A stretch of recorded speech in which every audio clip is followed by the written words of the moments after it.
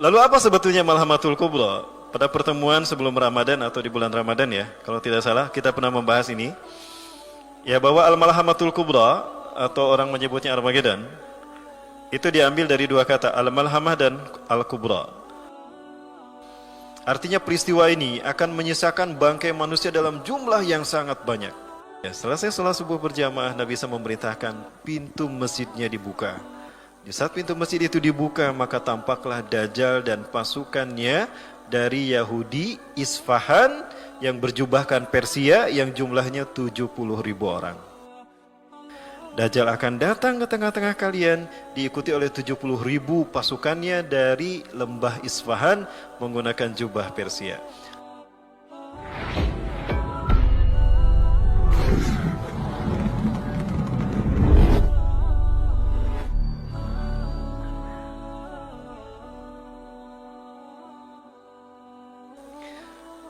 Para mulai yang dirahmati Allah, lalu apa sebetulnya Malhamatul Kubra? Pada pertemuan sebelum Ramadan atau di bulan Ramadan ya, kalau tidak salah kita pernah membahas ini. Ya, bahwa Al-Malhamatul Kubra atau orang menyebutnya Armageddon itu diambil dari dua kata, Al-Malhamah dan Al-Kubra. Al-Malhamah ini artinya isim makan, tempat di mana daging manusia terdapat. Dan Kubra ini artinya dalam jumlah besar. Artinya peristiwa ini akan menyisakan bangkai manusia dalam jumlah yang sangat banyak. Ya, Malhamah, tempat di mana daging berserakan, Kubra dalam jumlah yang besar. Para sekalian, bukankah peristiwa-peristiwa belakangan ini yang menimpa bangsa Arab itu merupakan gambaran di mana daging-daging manusia berserakan? Berita terakhir yang saya dengar, Rokoh kembali diserang peramba Allah. Kaum muslimin kembali dibantai di sana. Ya, dan Rokoh adalah tempat di mana Juyusulfat berada. Rokoh juga merupakan tempat di mana putra terbaik dari Abu Jibril, ya, salah satu pimpinan tokoh mujahidin Indonesia itu syahid. Ya. Tadi saya lihat film di mana beliau berada di Suriah, ya, peramba Allah. Nah, perang ini digambarkan oleh Rasulullah SAW di dalam hadis yang diriwayatkan oleh Imam Muslim. Tepatnya hadis nomor 5157. Ya, ini tulisannya kecil barangkali tidak terbaca oleh rekan-rekan. Ya, peramba Allah. Rasulullah SAW bersabda di dalam hadis ini, tidak akan terjadi hari kiamat hingga bangsa Romawi turun ke medan perang di suatu tempat yang bernama A'mak atau Dabik. Sehingga ada sekelompok pasukan dari Madinah yang keluar menghadapi mereka. Madinah di sini maksudnya bukan Madinah Arab Saudi, tetapi Madinah satu kota. Ada kemungkinan para ulama bersepakat ini adalah Suriah atau Damaskus. Mereka adalah sebaik-baik penduduk bumi ketika itu. Nah, ini terkait dengan hadis Rasulullah, hum min hiyari al-dir yaumaidin, yaitu Damaskus. Ya, itulah sebaik-baik kota di muka bumi pada akhir zaman. Dilihat dari sisi keimanan manusia.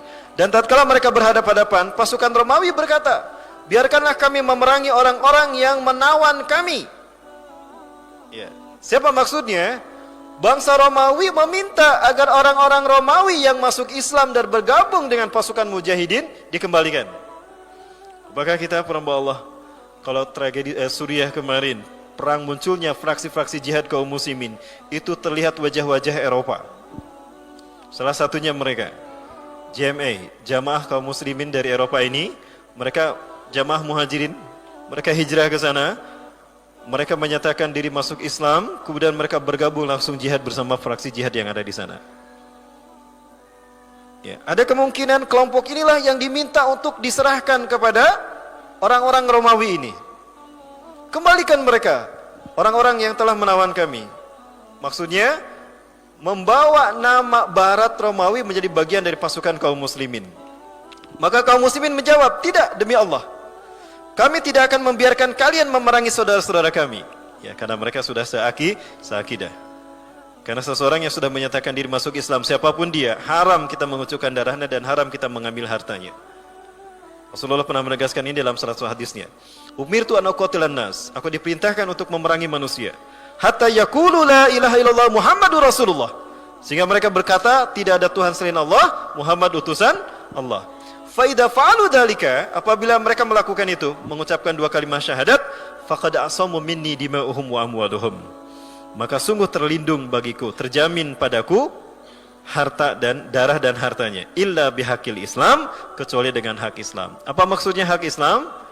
Kalau kita diperintahkan jihad sampai kita mengucurkan darah di jalan Allah, itu hak Islam, harus dikucurkan.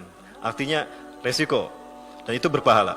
Yang kedua, zakat harus dikeluarkan dari harta kita karena itu hak Islam.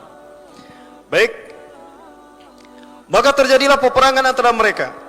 Nah, ketika perang ini terjadi, para hamba Allah, umat Islam akan terbagi tiga. Umat Islam akan terbagi tiga. Sepertiga, kata Rasulullah, adalah mereka yang berlari dari medan perang. Ya, mereka kalah dan berlari dari medan perang, maka Allah tidak akan pernah menerima taubat mereka selamanya. Dan mereka kekal di dalam neraka. Hati-hati para hamba Allah, ini bisa terjadi di seluruh negara ketika petaka ini menimpa seluruh negeri kaum muslimin, hatta Indonesia. Jadi jangan sampai pernah kita lakukan jika nanti peristiwa ini terjadi.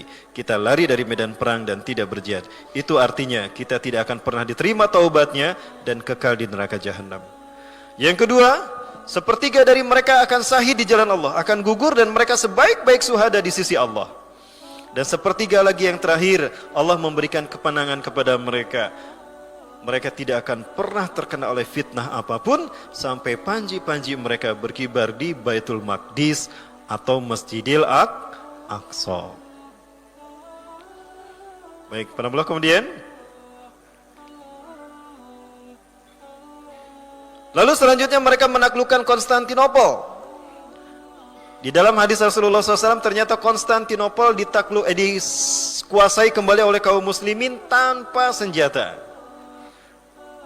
Ya, Konstantinopel ini akan direbut oleh kaum muslimin hanya dengan takbir, tahmid dan tahlil, sebagaimana peristiwa Fathul Mekah terjadi. Ya. Dan ketika mereka sedang membagi-bagikan harta rampasan perang dan tengah menggantungkan pedang-pedang mereka pada pohon zaitun, tiba-tiba setan meneriaki mereka, "Sesungguhnya Al-Masih telah muncul di tengah-tengah keluarga kalian." Maksudnya Nabi Isa alaihissalam. Lalu mereka buru-buru kembali meninggalkan harta ghanimah yang sedang dibagi-bagikan. Mereka kembali ke rumah mereka. Ternyata Nabi Isa tidak didapati ada di sana. Ya, ternyata itu tidak benar. Kemudian mereka pun berhamburan keluar dan ternyata itu hanyalah kebohongan belaka. Ketika mereka mendatangi Syam, maka ia muncul. Maksudnya Nabi Isa alaihissalam. Dan ketika mereka, Al-Masih di sini bukan Nabi Isa tapi Dajjal. Dan ketika mereka sedang mempersiapkan peperangan dan merapikan barisan, tiba-tiba datanglah waktu sholat subuh. Dan di saat sholat subuh itu akan dilaksanakan, Nabi Isa turun. Di manakah Nabi Isa akan turun? Di Masjid Bermenara Putih. Para muslimin, Masjid Bermenara Putih berada di Aleppo. Ya, di wilayah yang disebut dengan Damaskus. Ya, disinilah terdapatnya Masjid Bermenara Putih. Ya, ada beberapa menara yang disebutkan oleh Rasulullah dan Nabi Isa akan diturunkan di sana. Para sekalian, ini adalah bagian dari peristiwa Malhamatul Kubra. Dia tidak terjadi dalam satu waktu yang singkat, tidak. Dia terjadi sampai Nabi Isa alaihissalam menikah lagi dan sampai Nabi Isa meninggal dunia. Ya, sampai umat Islam betul-betul merasakan kemenangan di seluruh negara di seluruh dunia. Ya. Baik, para hamba yang dirahmati Allah, kemudian apa yang terjadi? Nah, setelah Nabi Isa turun, Imam Mahdi kan mempersilakan pada Nabi Isa untuk menjadi imam solat. Ta'al, sholilana ya Nabi Allah. Mari Nabi Allah, imami kami solat. Nabi Isa menolak. La, taqaddam hadihi uqimatlak. Tidak, engkau ke depan. Qomat ini dikumandangkan untuk engkau, untuk anda. Tukrumatullahi la hadihil ummah. Sebagai bentuk kemuliaan yang Allah berikan pada umat ini. Nah, kemudian apa yang terjadi? Salat itu pun dilaksanakan, kaum muslimin salat di bawah pimpinan Imam Mahdi, Nabi Isa salat di belakang Imam Mahdi. Ya, selesai salat subuh berjamaah, Nabi Isa memerintahkan pintu masjidnya dibuka. Di saat pintu masjid itu dibuka, maka tampaklah Dajjal dan pasukannya dari Yahudi Isfahan yang berjubahkan Persia yang jumlahnya 70.000 orang. Sayati alaikum dajjalun wa yattabi'unahu sabuna alaf al-yahud min wadi Isfahan ala jabhatil farsh. Dajjal akan datang ke tengah-tengah kalian diikuti oleh 70.000 pasukannya dari lembah Isfahan menggunakan jubah Persia. Lembah Isfahan ada di mana? Iran. Persia Iran. Apa agama Iran? Syiah. Artinya pasukan Dajjal ini siapa? Syiah. Jadi ciri Dajjal akan muncul apabila Syiah sudah merebak di mana-mana.